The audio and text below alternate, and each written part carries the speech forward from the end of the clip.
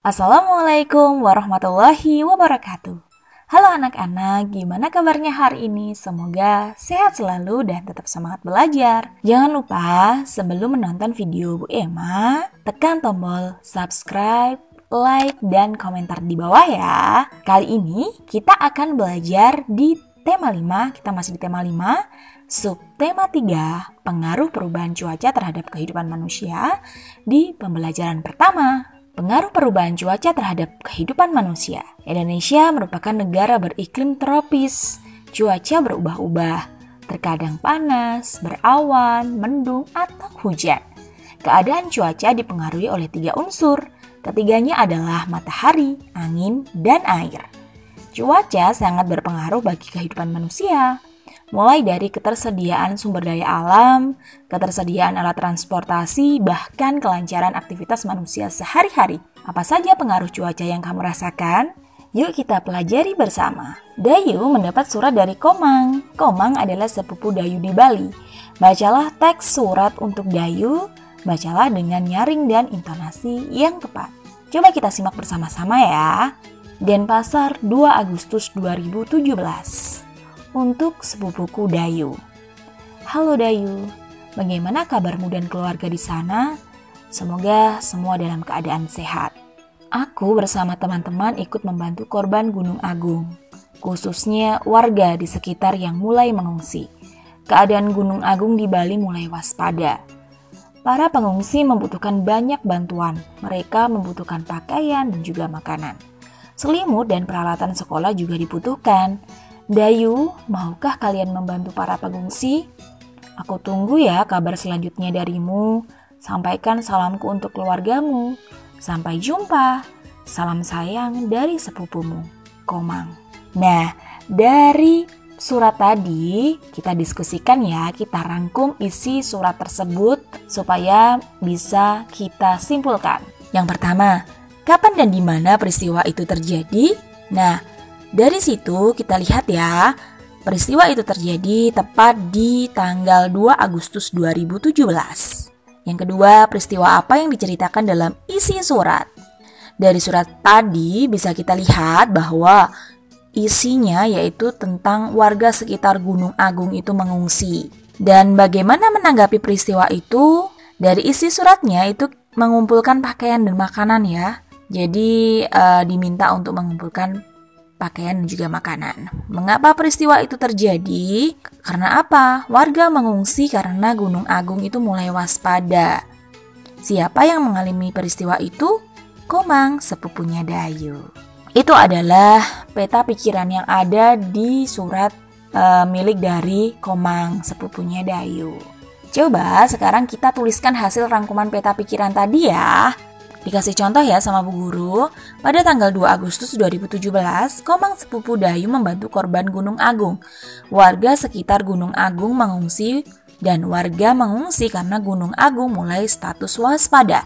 Komang mengajak Dayu untuk mengumpulkan pakaian dan makanan. Itu adalah rangkuman dari peta pikiran yang ada di suratnya Komang ya.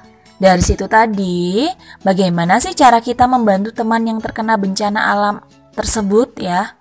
Bagaimana cara-caranya? Kalian tahu enggak? Kita pelajari bersama-sama ya.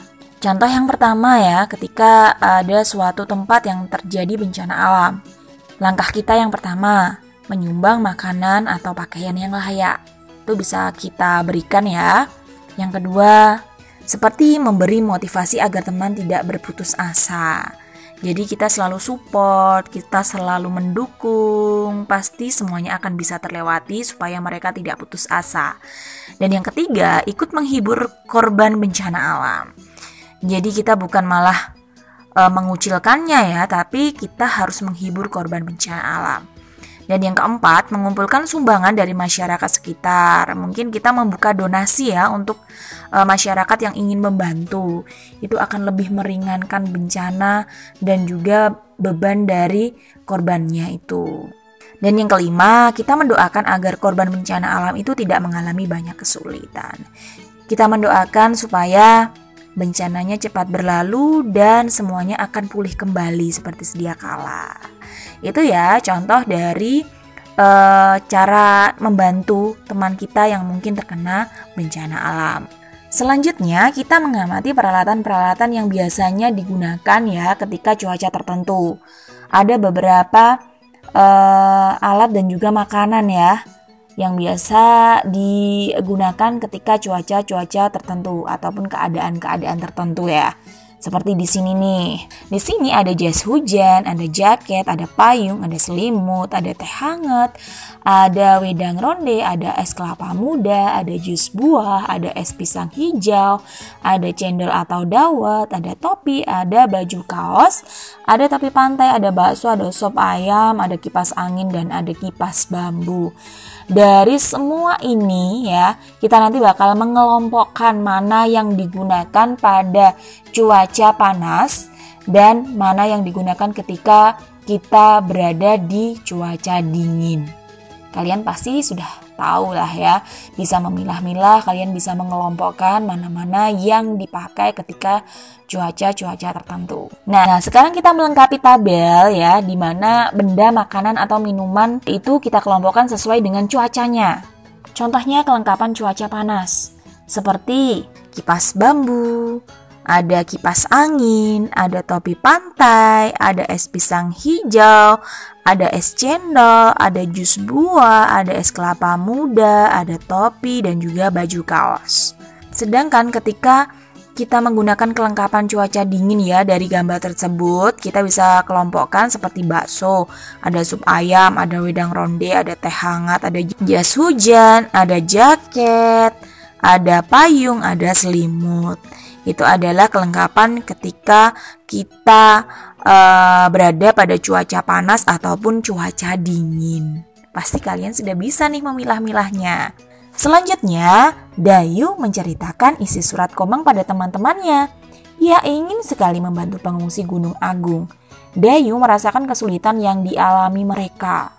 Dulu Dayu sering mengunjungi keluarganya di Bali. Perjalanannya terasa sangat lama. Saat di perjalanan, Dayu sering bertanya, apakah kita sudah sampai ayah? Ayah menjawabnya dengan sabar. Kita baru menempuh setengah perjalanan sayang. Berarti setengah perjalanan lagi kita akan tiba. Dayu berpikir, setengah perjalanan ditambah setengah perjalanan sama dengan tiba di tujuan.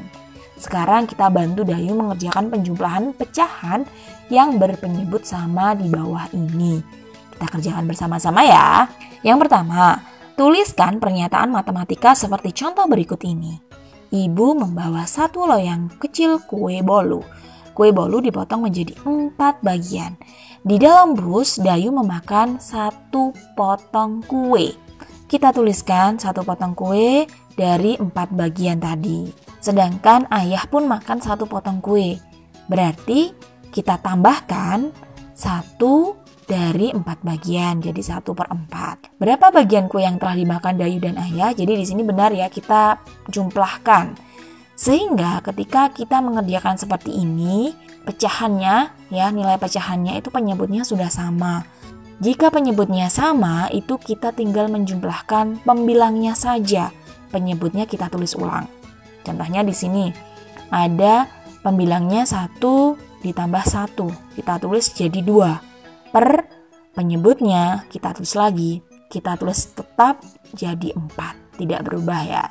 Jadi kue yang telah dimakan Dayu dan ayah jika kita jumlahkan menjadi 2/4.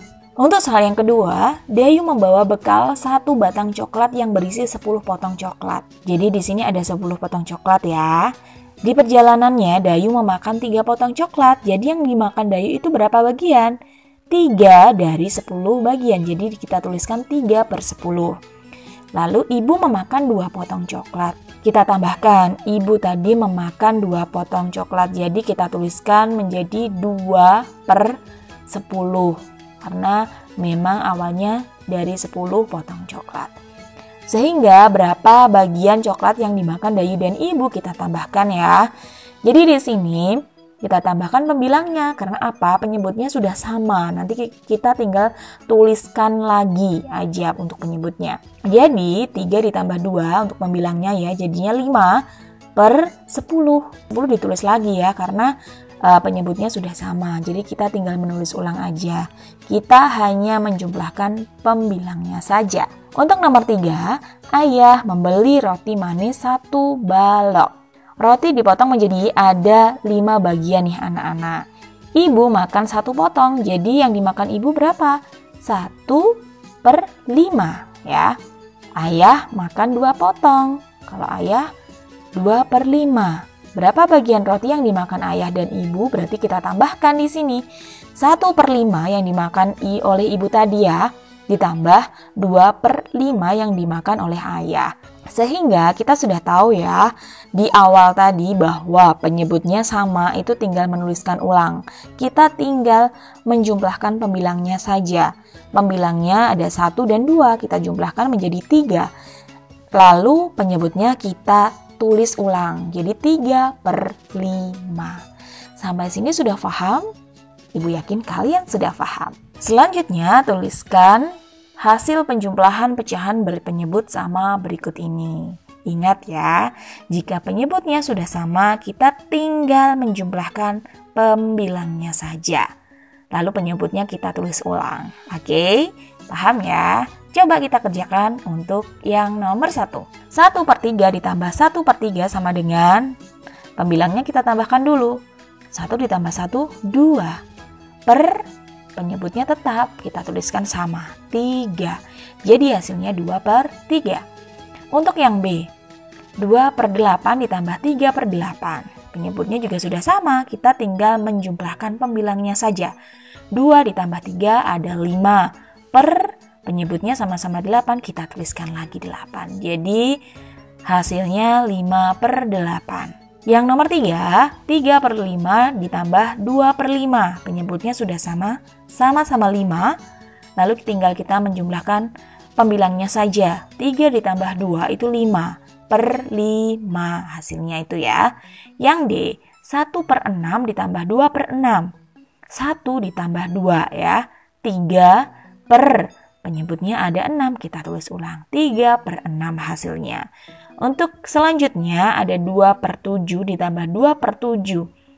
Kita tinggal menjumlahkan pembilangnya saja. 2 ditambah 2 berapa? 4/7. Kita tulis ulang penyebutnya ya. Jadi hasilnya 4/7. Untuk selanjutnya 4/10 ditambah 5/10. Di sini penyebutnya juga sudah sama. Kita tinggal jumlahkan untuk pembilangnya saja. 4 ditambah 5 itu hasilnya 9 kita tulis ulang penyebutnya 10. 9/10.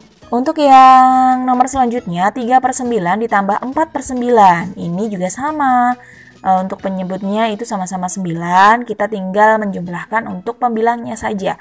3 ditambah 4 itu hasilnya adalah 7/9. Kita tulis ulang untuk penyebutnya.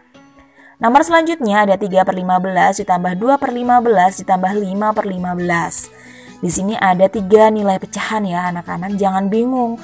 Bu kok banyak? Nggak usah bingung. Karena penyebutnya sudah sama, kita hanya menjumlahkan pembilangnya saja. 3 ditambah 2 itu hasilnya 5, ditambahkan lagi dengan 5 hasilnya 10. Jadi hasilnya 10/15 ya.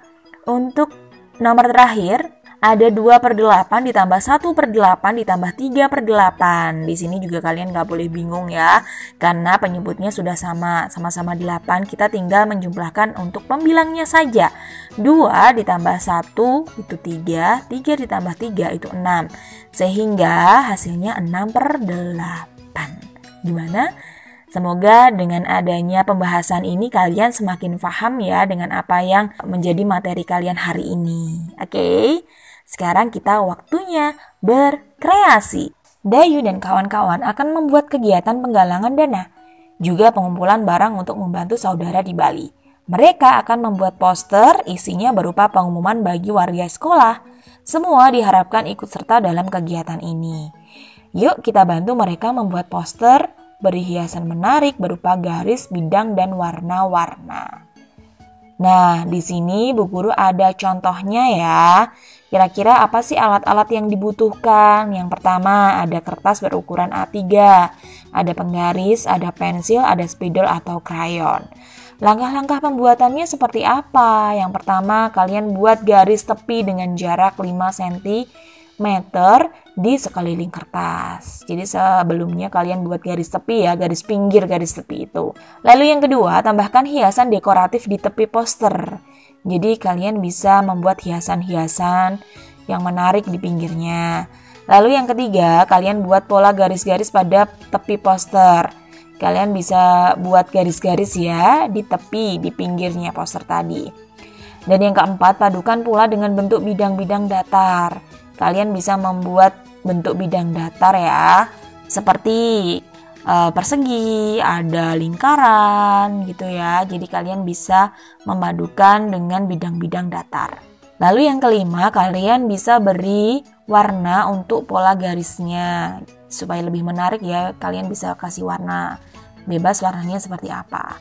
Yang keenam, setelah hiasan tepi terlihat indah, bagian tengah dapat kamu tuliskan kalimat. Jadi kalian sudah membuat hiasan yang berada di pinggir supaya lebih indah ya, lebih menarik.